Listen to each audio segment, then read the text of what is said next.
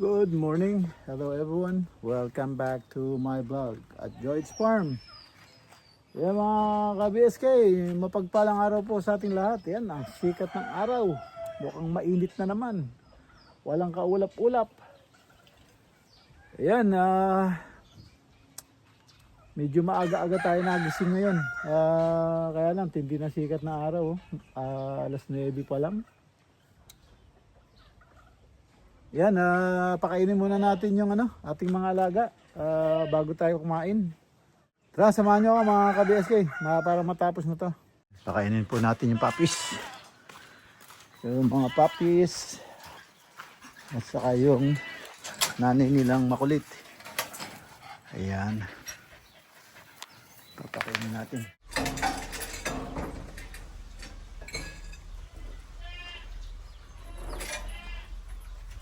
Ayun, nakikita naman pala eh. Nakikita sila, ayan. Ayan po yung mga matatakaw. Ayan. Ayan yung matatakaw. Ayan yung kanilang nanay. At ayun naman si Mokang. Ayan si Mokang, oh. Ayan. Laki na niya, oh. Taas niya. Ayan. Ayan ang ating mga puppies. A few moments later. Pakainin muna natin yung mga manok. Yung mga bibi naghihintay sa akin. Ano na tayo?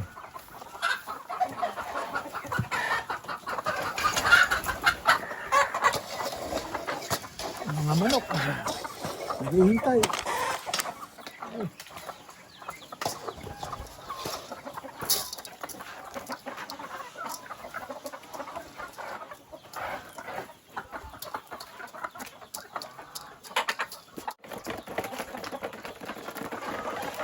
Ano siya mga ka-BSK, oh?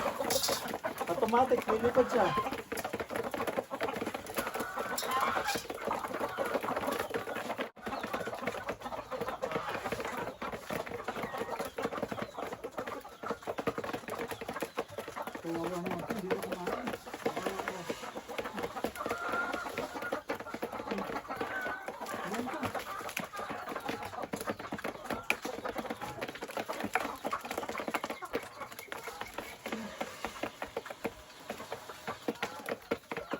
Dito na kumakain, ano ba yan? Oh. Kumain. Yan po, pakain naman natin yung bibi. Okay na sila rito. Ayan naman siya, oh. Tingnan mo siya, oh. Diba? Basta't nakita niyang may hawak ko, kahit anong hawak ko. Alam niya pagkain.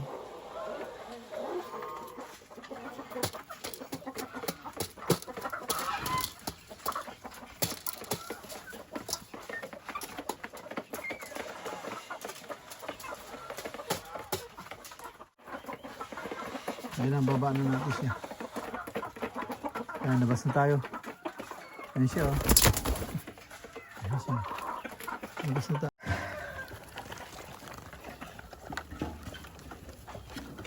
Ayan na po yung mga alaga natin. Pinakain na po natin. At ayan, nagkakagulo. Ayan, oh. Ang laki nito, oh. Ang laki niyan mga ka-BSK. Sobrang laki. Ayan, oh. Yung mga kapatid niya. Sobrang laki. Ayan. Ayan yung pabo, gansa, isang Peking duck, saka hybrid. Ayan crossbreed natin. Sobrang laki yung pinag-crossbreed natin yung Peking duck saka yung BB at nakihalo yung gansa. So yan, lumabas na, akala mo itik ang kulay niya pero wala, hindi itik ang nanay niyan, BB saka Peking duck. Kaya yung paa niya orange. Ayan, oh, ang laki. Saka yung yung mga puti na yan, puti itim. Ayan, ito nag-iba ang kulay niya. Meron siyang meron siyang anak. Dalawa. Anak rin. Yan, sa bibi naman tayo. Ay mga ka-BSK, ito yung anak niya oh. Yan, anak niya yan. Bata pa yan. Kita nyo, ang laki na. Yan oh, yan yung inalagaan ko noon. Dalawa silang magkapatid. Yung isa medyo maliit, babae. Ito, barako. Kaya ang laki din niya, ayan oh. Ang laki din niya oh, tingnan mo. Yan. Orange din yung paa. Pakainin natin bibi. Ayan mga ka-BSK. At andito na po sila. Sosogan na natin yung mga kambing. Yan. Baon natin yung tulos. Kailangan baon na baon dahil yung sa barako to. Saglit lang yung bunutin yan. Yan. Yan. Pag baon na ganyan, ay hirapan na siya dyan. Ayan siya oh. Yan. Ito naman yung inahin. So, ito inahin. Dito naman natin na lalarga yan.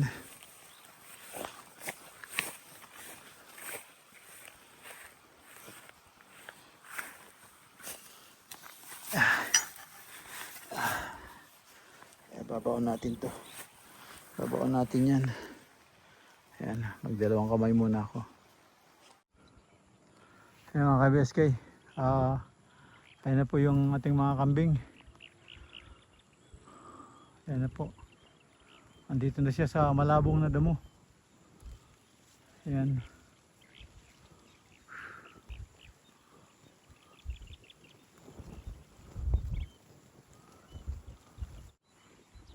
Ating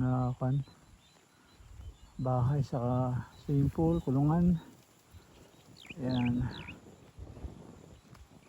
Dito yung ating mga kambing sa dulong-dulo. A few moments later. Ayan mga BSK, ano muna natin?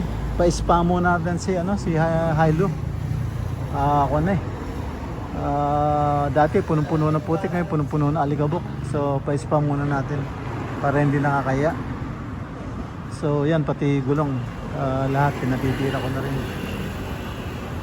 So yan, dito tayo Castillejos. Mahal lang dito. Mahal ang karwas dito. Nasa lang, vacuum sa lang. Nasa 400 na ron. 490 ba? Matindi. So mas okay pa sa Gapo. Dito mahal talaga. Ayan mga ka-BSK, tapos na po at tayo nagpakarwas, kaya ito pabalik na tayo ng farm at medyo hapon na, umagabi na. Balik tayo. Yung mga kambing sisilong pa natin. Ayan, mahirap abutin ng dilim kaya umuwi na tayo, hindi na tayo pang nagbili-bili ng kung ano, kaya ito bumili lang tayo ng saging. Yan, at saka pansahog sa ating gulay. Yan, balik na tayo ng farm at baka abutan ng dilim yung ating mga kambing. Ayan, at hapon na. Ayan mga BSK, gumagabi na. Ayan ang bilis, gabi na agad. Ayan, sisilong na natin sila. At iuwi ko na sila.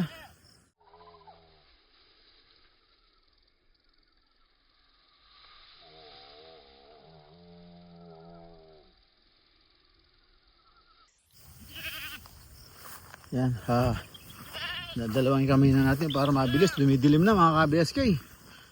Yan sisilong na natin sila. Yan, mga ka-BSK. Ginabi na po pagsilong ng kambing. Kinuha ko yung isa, pagbalik ko madilim na. Ano siya, nagmamaiyak na iyak bang sinusundo na ayaw naman. Ayan. A few moments later. Ayan mga ka-BSK. Yung tubo na gagawin namin poste. Dinuktong ko lang. Inabot na ako ng gabi dahil hindi ko makita yung yung key nung sa grinder. So pinagtiyagaan ko na lang. So ayan. Duduktong ko lang.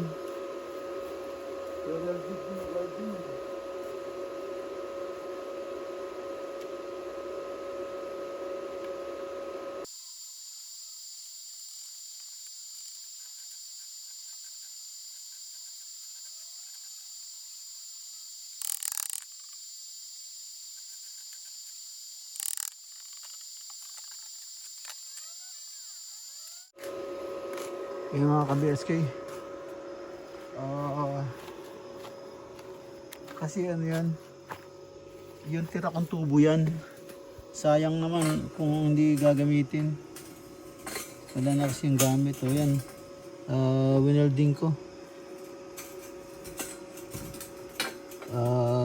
siguro matibay naman yan. Wala naman siyang butas. Ayan o. So hindi naman ganong maglo-load yan eh. Kuryente lang yung dadalhin. Bagay hindi ayos yung duktong talaga. Kaya lang lang naman, alalay lang. So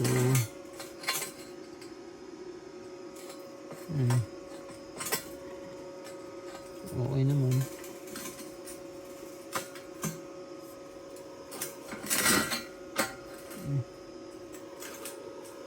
Yan na. Okay na yan. Inabot ako ng gabi dapat. Hindi ko kasi makita yung hindi ko alam saan nila nilagay. So okay na. Bukas naman lalagyan ko ng lalagyan ko ng paa.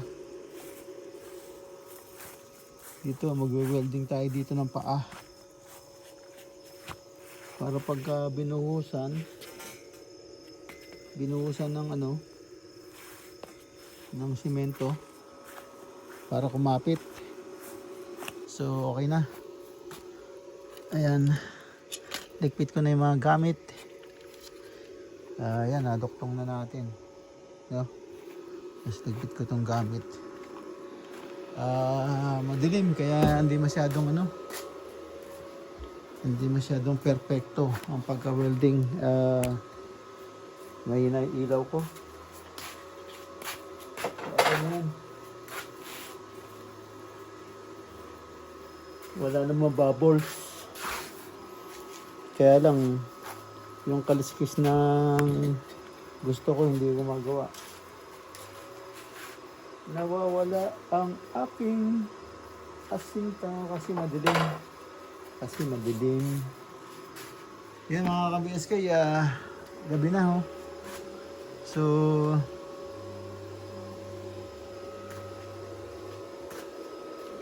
yan kasi baluktot. Ginamit ko yung wala akong kasama ako lang mag-isa. Ginamit ko yung simento para pabigatan yung dulo para maidiretso ko ng konti. Hindi ko alam, malaman natin bukas kung dumiretso.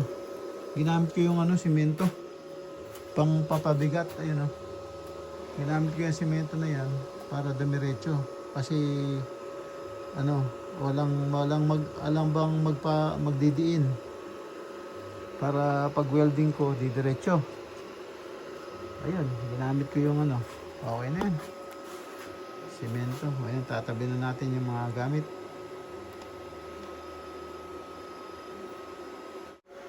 Yan, yung tag dito, yung simento dadalhin natin dito pero hindi ko kayang buhatin.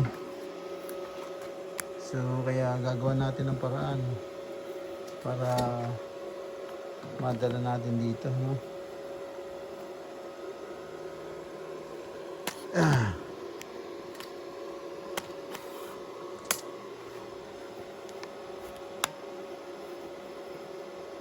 Hindi natin ang paraan yan. Mabigat eh.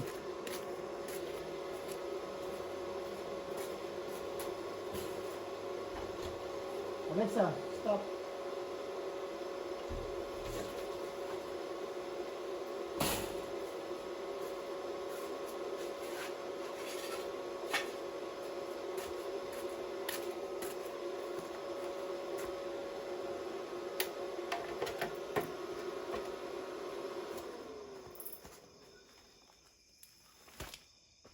Mga ka-BSK, mabigat. Baka lumagot ako likod ko. So, pero madadala ko dito yan. Sa ating diskarte. Ayan. Andito na kami. Ba, mabigat yung ano. Mabigat yung isang supot ng simento na yan. Ang hirap pang buhatin, malambot.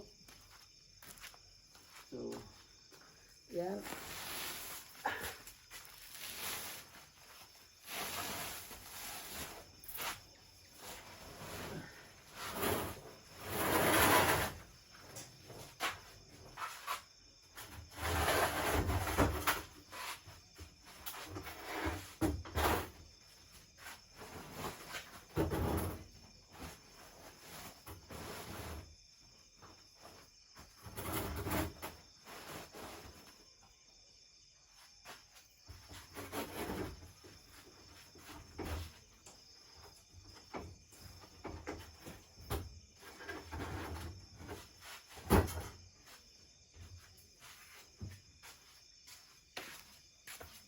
Ayan, mga ka-BSK.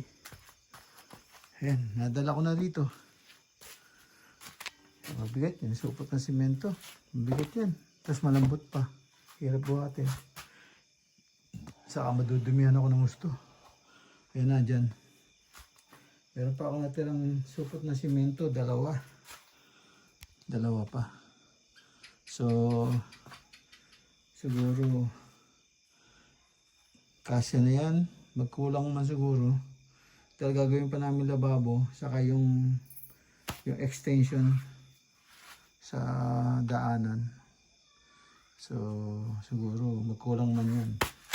Pero di, bibili pa rin ako ng ano, ng simento dahil yung babakuran doon para yung buhangin hindi guguho doon sa bukid. So, hanggang dito lang. Kasi tatambangan ko yan para tumaas. Para yung mga bisita o magkakaroon siya ng ano, parang patag siya, playground hanggang sa swimming pool. Kaya na maganda. Yan, sana maayos na yung daan ko. Sana maaprubahan na ng munisipyo yung barangay road para magkaroon tayo dito ng magandang daan. Ayan, ligpit ko lang yung welding machine. Dito lang. Para makatibog tayo.